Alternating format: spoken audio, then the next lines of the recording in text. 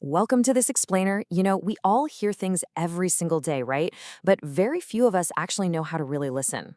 Today, we're going to break down the hidden mechanics of exactly how our ears work, and we'll explore how mastering active listening can completely transform your everyday communication. It's a real game changer. Let's get right into it. So, here is our roadmap for today. We'll be covering 1. Hearing versus active listening. 2. The anatomy of sound. 3. Overcoming listening distractions. 4. Decoding and comprehending meaning. And 5. The art of conversation. Section 1. Hearing versus active listening. Now, there is a massive, absolutely stark contrast between passive hearing and active listening. Passive hearing requires almost zero effort. It's automatic, your ears just do it. But active listening, that compels hard thinking. It forces you to actively screen out distractions and truly tune into the person in front of you. It is hard work for sure, but this active engagement is literally the foundation for building trust and improving your communication. Section 2. The anatomy of sound. To really get this, we have to look at the incredible 5-step funnel happening right inside your head. First, your outer ear catches a sound and funnels it straight to the tympanic membrane, or the eardrum. Then, those vibrations transfer through 3 tiny, fascinating little bones, the malleus, the incus, and the stapes. From there, the signal travels through the semicircular canal, which, by the way, also keeps you balanced, and goes straight into the inner ear. It is a beautifully complex machine. And the crucial transition point happens right here, at the cochlea. This tiny, snail-shaped tube in the inner ear is basically the ultimate seat of your hearing. It contains all these essential nerve endings. Without it, those physical, mechanical vibrations would never become the electrical signals your brain can actually understand. Our brains are just incredibly efficient at subconscious filtering. We automatically tune out background noise, like a ticking clock, a furnace, or traffic. But we have instant activation for danger, right? A screeching tire, a smoke detector, crunching gravel, our adrenaline spikes immediately. The real challenge in everyday communication is learning how to manually override this autopilot so we don't accidentally filter out the important people sitting right across from us. Section 3. Overcoming listening distractions. We face roadblocks literally everywhere. You've got outer distractions making listening physically tough, loud music, extreme temperatures, uncomfortable chairs, or even a rogue mosquito buzzing around the room.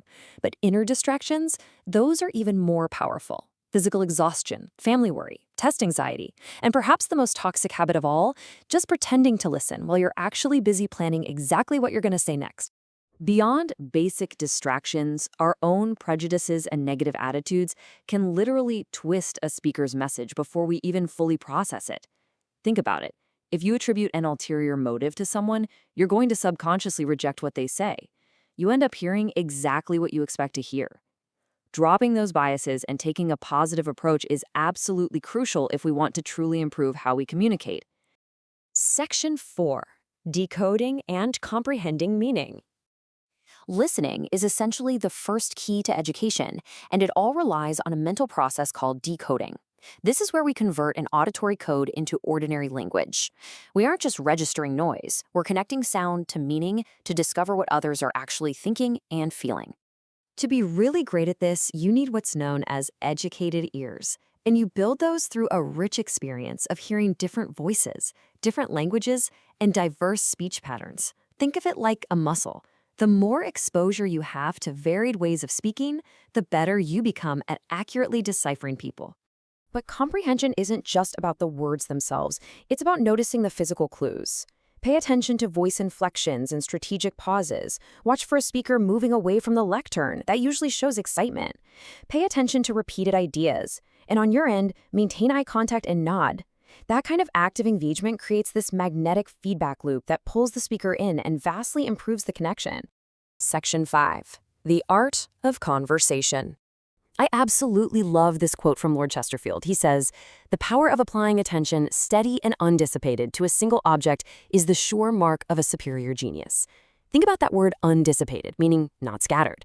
When you give someone your unscattered attention, you are elevating it to an act of sheer genius. You aren't just giving them your ear, you're giving them your deepest respect. To really master this, try this simple 4-step experiment today. Step 1, stop talking unless it's absolutely necessary to keep the conversation going. Step 2, closely observe their facial expressions and body language. Step 3, look the person straight in the eye. And step 4, Ask clarifying questions about their terms, just to make sure you're truly connecting on the same exact level. Take a hard look at yourself here. Which side do you fall on? Are you practicing effective listener habits, genuinely asking clarifying questions and valuing the other person's ideas? Or are you guilty of poor listener habits, monopolizing the conversation, shifting topics back to yourself the second you get the chance, interrupting, or just pretending to listen? Be honest with yourself. A truly good conversationalist embodies some very specific traits. They're friendly and cheerful, they're relaxed but enthusiastic, and highly flexible when the topic naturally changes. Most importantly, they are tactful, thoughtful, and courteous. And true courtesy here doesn't just mean saying please and thank you. It means valuing someone's opinion so much that you patiently wait, giving them more than equal time to speak. This ancient piece of wisdom from James perfectly summarizes our ultimate goal here. Know this, my beloved brothers. Let every person be quick to hear, slow to speak, slow to anger. Quick to hear, slow to speak. Transforming our communication from passive to active is fundamentally an act of supreme patience. So, as we wrap up this explainer, I want to leave you with a direct challenge for your very next conversation. Are you actively listening, decoding their meaning, and building a genuine connection? Or are you just silently waiting for your turn to speak? What incredible things might you finally hear when you stop planning your reply?